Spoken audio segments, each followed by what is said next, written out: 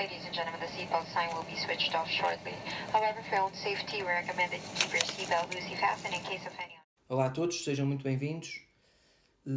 Hoje gostaria de vos falar menos um pouco sobre a pandemia e mais um pouco sobre a minha profissão, principalmente porque há, como é de conhecimento comum, algumas situações de completa desvalorização da profissão, e isso deve-se também a uma falta de consciência social daquilo que é ser enfermeiro, e por isso eu sinto-me no dever de fazer algum esclarecimento, embora tenha noção de que tenhamos de partir de certas premissas para fazer essa explicação. Como é lógico, há algumas profissões que, sendo a miúdo comparadas, algo que não se deve fazer, têm um contexto histórico completamente diferente, são muito mais antigas em termos de tempo, e portanto são profissões com evolução milenar, algumas. No nosso caso, somos uma profissão que, no contexto da história do nosso planeta, somos relativamente recentes, ou na história da civilização somos relativamente recentes, temos 120 anos de profissão. Mas, no entanto, há outros casos de profissões que nasceram mais tarde e que são mais valorizadas socialmente. O que acontece é que há uma tentativa da parte dos enfermeiros de se valorizar, que muitas vezes é por força da comparação com outras profissões, em termos de função, e eu acho que isso não é tão útil como comparar com a formação, o nível de formação. E dito isto, como é lógico, se percebe que eu compreenda a diferença salarial, por exemplo, e a diferença de condições de trabalho de profissões que têm 4 anos de licenciatura, como a nossa, para profissões que têm mais anos do que 4 na sua licenciatura, e portanto eu aceito dessa forma que haja uma distância salarial, embora ela seja feita em demasia. O que já não é compreensível é que outras profissões que têm exatamente o mesmo tempo de formação, exatamente o mesmo tipo de especificidades de formação, em termos de tempo, carga horária, etc., hajam uma distância salarial de umas para outras.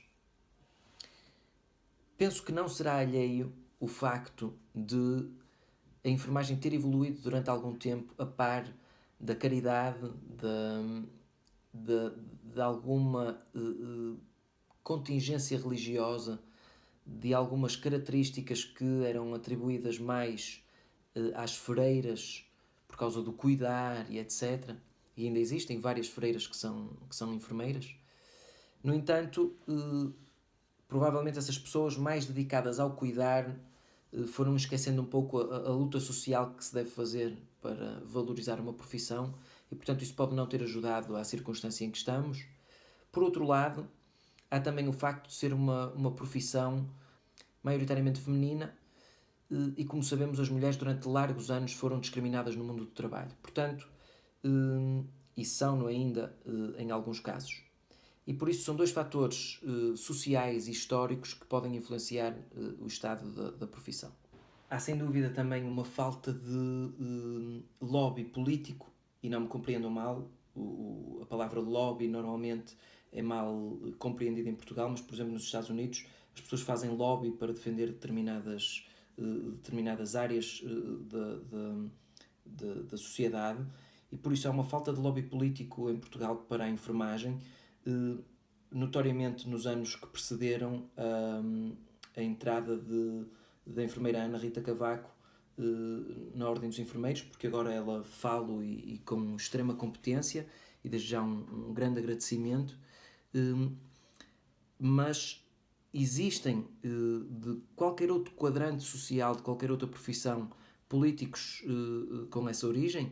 No entanto, há muito pouca gente que faça pressão para que a enfermagem seja valorizada, talvez pelo desgaste que os enfermeiros sofrem e depois não, por falta de disponibilidade para se entrosarem nesse tipo de atos mais públicos.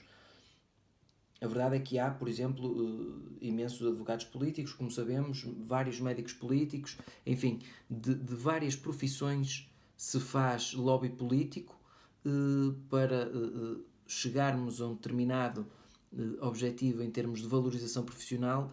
No caso da enfermagem, se calhar isso ainda nos falta um pouco, porque não estávamos habituados a ter que o pedir, ou ter que pressionar para. Achávamos talvez que nos devia ser garantido. Depois há a noção social. A noção social completamente errada é de que o enfermeiro é o empregado do médico. E a maior parte dos médicos sabe que assim não é. Não lhes cabe a eles também defender a nossa profissão porque têm as suas próprias lutas a travar, mas cabe-nos a nós valorizar-nos nesse sentido. E, portanto, para vos dar até exemplos, há clínicas privadas que são propriedade de médicos, isso é comum, mas também há clínicas privadas que são propriedade de enfermeiros. E, portanto, sendo o enfermeiro o dono da clínica, o médico que aí trabalhe é seu assalariado e seu funcionário e não seu superior hierárquico. Ainda assim, as prescrições continuam a ser um ato médico e a execução das prescrições, de algumas, continuam a ser da função da enfermagem. Ou seja, podendo haver alguma hierarquia em alguns atos de enfermagem, não há uma hierarquia direta, absoluta, no dia-a-dia.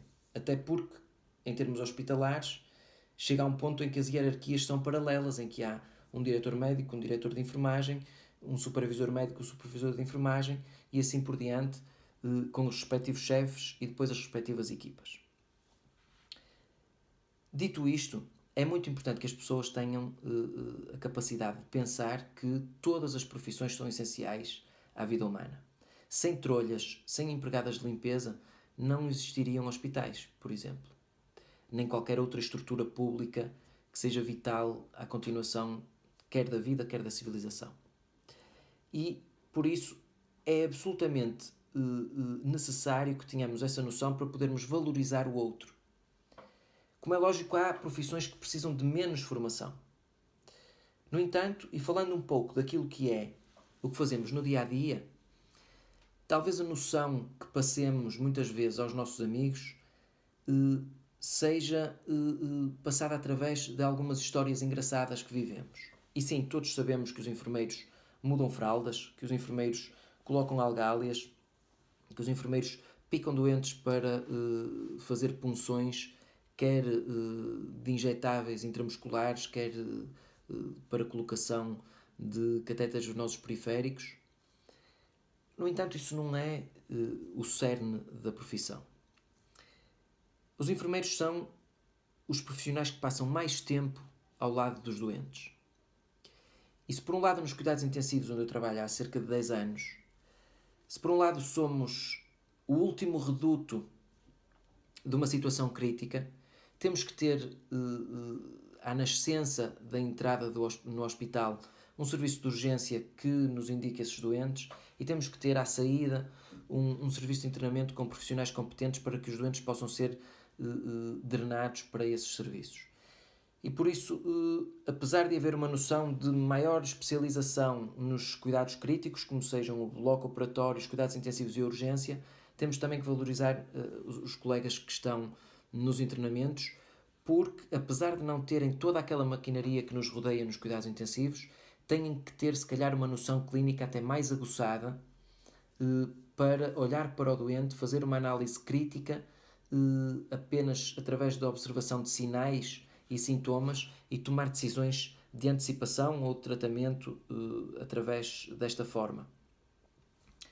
No nosso caso, a margem de erro pode ser mais pequena, é certo, mas temos o auxílio de máquinas de diálise, monitores, monitorização cardíaca contínua, tubos, ventiladores, enfim, toda a parafernália que nos rodeia nos cuidados intensivos e de que tanto precisamos para manter os doentes estáveis.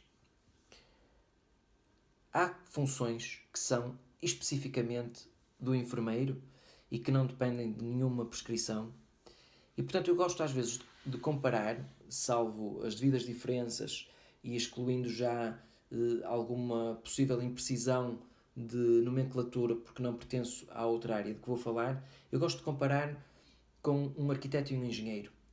O arquiteto faz o plano do edifício, por exemplo, e o engenheiro executa o plano do edifício. Não há necessariamente uma ligação hierárquica de superioridade de um em relação ao outro.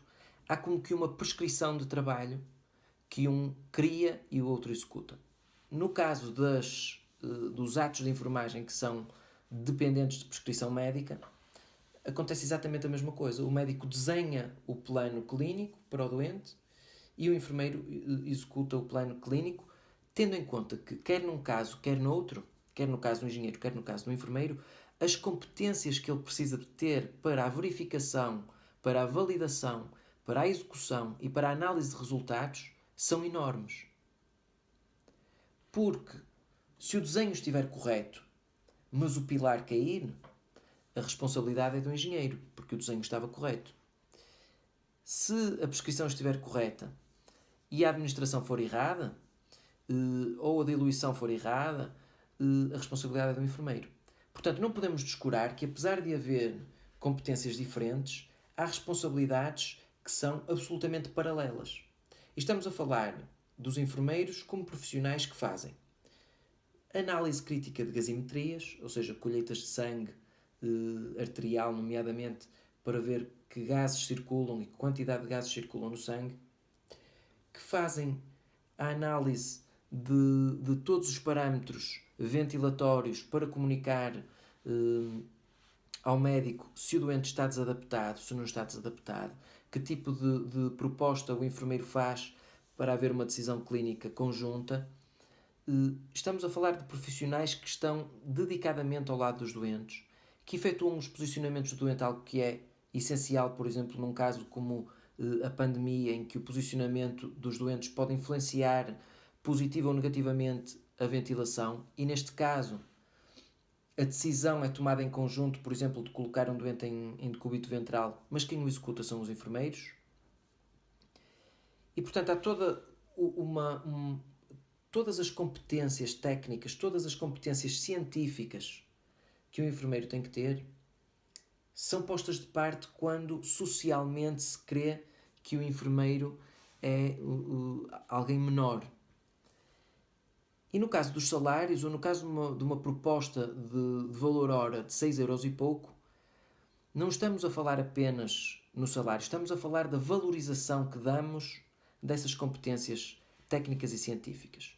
Os enfermeiros têm, como eu tive, aulas de microbiologia, aulas de farmacologia, aulas de anatomia, aulas de fisiologia, aulas de anatomia patológica, enfim, toda uma série de conhecimentos que, em alguns casos, vão mais longe do que noutras profissões, em alguns casos são dadas de forma diferente e, em alguns casos, são menos aprofundadas porque só são necessárias noções gerais. Portanto, não é compreensível que, tendo esta consciência, se faça propostas como aquelas que estão a ser feitas aos colegas que vêm fazer as substituições, etc. E não é compreensível que, por exemplo, haja situações de pagamento deste tipo de valores no serviço público e que no serviço privado haja pagamentos de mais de 10 euros à hora, mas cujos colegas trabalham em recibos verdes. Portanto, estamos a falar de um paralelo entre uma profissão que é uma licenciatura, já há vários anos, e que, por outro lado, em termos de pagamento é comparada a várias profissões de menor diferenciação, e não sublinho de menor valor, de menor diferenciação, e que por isso é uma situação completamente injusta e completamente incompreensível, porque se queremos ter os nossos recursos guardados de forma segura no nosso país, temos que os valorizar. E o que é certo é que muitos de nós acabamos por optar por sair do nosso país por não nos sentirmos assim valorizados. E sei de fonte segura, porque muita gente me diz, muitos outros fariam a mesma coisa se não fossem as suas circunstâncias familiares e etc., com filhos e familiares dependentes, entre outras razões. E, portanto, o que é extremamente triste é que não haja uma consideração pela formação que nós temos, pelo tipo de diferenciação que temos que ter para trabalhar num hospital, para trabalhar com pessoas, principalmente. E daí que vem a noção também de que a enfermagem é não só uma ciência como uma arte. Porque também há enfermeiros que fazem estudos científicos, também há investigação de enfermagem. E depois também é uma arte porque a maneira como nós temos que nos comportar diante do doente é algo diferente, dado o nosso tempo de permanência, do que qualquer outra profissão. As outras profissões podem ter um caráter mais técnico, mais dirigido, mais específico no sentido de um tratamento, de uma execução de uma manobra, etc. Nós temos que ter outro tipo de amplitude porque estamos a cuidar do doente em permanência.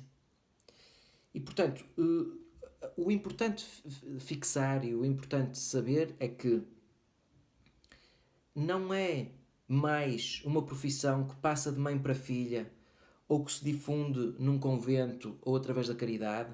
Não é mais a profissão de quem queria ter tido outra profissão, não entrou na faculdade e optou por aquela. Enfim, não é mais isso.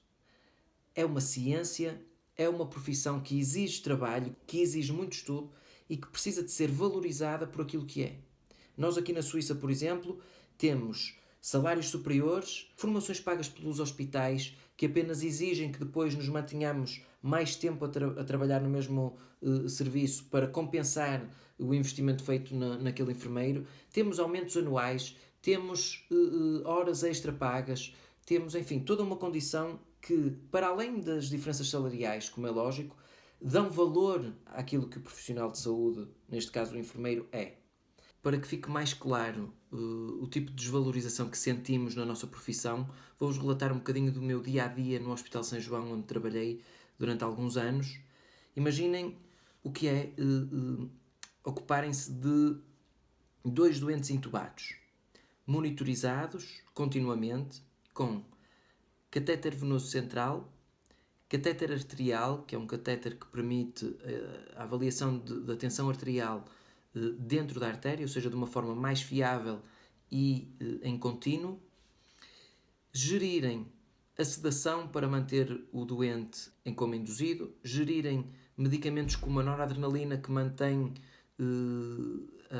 a tensão arterial nos valores pretendidos, gerir a pressão de perfusão cerebral, ou seja, a pressão que permite ao cérebro ser perfundido com fluxo sanguíneo suficiente para as suas funções, vigiar catéteres de pique, pressão intracraniana, intraparenquimatosos, ou seja, no parênquima, no tecido cerebral, drenagens ventriculares externas, ou seja, uma drenagem que vai ao ventrículo cerebral e que drena o líquido cefalorraquidiano que está em excesso para equilibrar as pressões. Portanto, todo este tipo de vigilâncias, às quais pode ainda acrescentar-se a diálise, por exemplo, todo este tipo de vigilâncias, dia e noite, 24 sobre 24 horas, para cada enfermeiro 8 horas, 16, 18 horas de trabalho seguido e, ao fim do mês, 1000 euros limpos de salário. 1000 euros são um salário que é perfeitamente possível obter, por exemplo, numa loja de shopping por alguém que não tenha qualquer formação de nível superior. E, portanto, associando a valorização salarial, que ainda assim, ao redor do mundo, é ainda algo discriminante por força de algumas situações que apontei em termos de evolução da profissão, etc.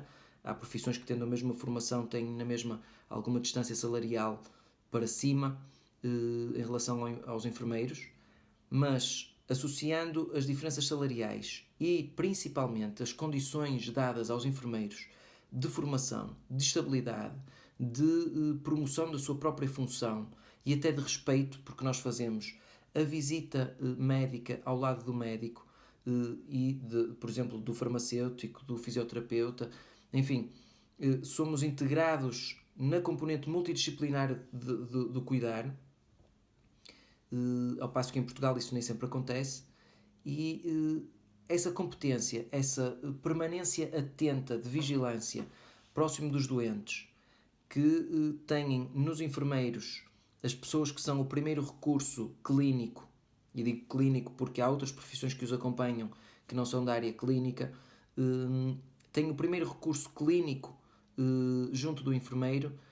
Seria ótimo ver, em primeiro lugar, uma valorização social e também uma valorização por parte dos nossos responsáveis e por parte do nosso país, que tanto esquece que o facto de sermos um país exportador de enfermagem pode acabar por condicionar o desempenho do nosso Sistema Nacional de Saúde, porque está provado que o rácio enfermeiro-doente influencia não só na comorbilidade, na morbilidade, como também na mortalidade.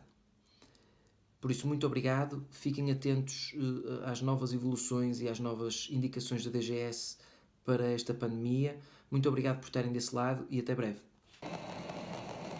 Ladies and gentlemen, the seatbelt sign will be switched off shortly. However, for your own safety, we recommend that you keep your seatbelt loosely fastened in case of any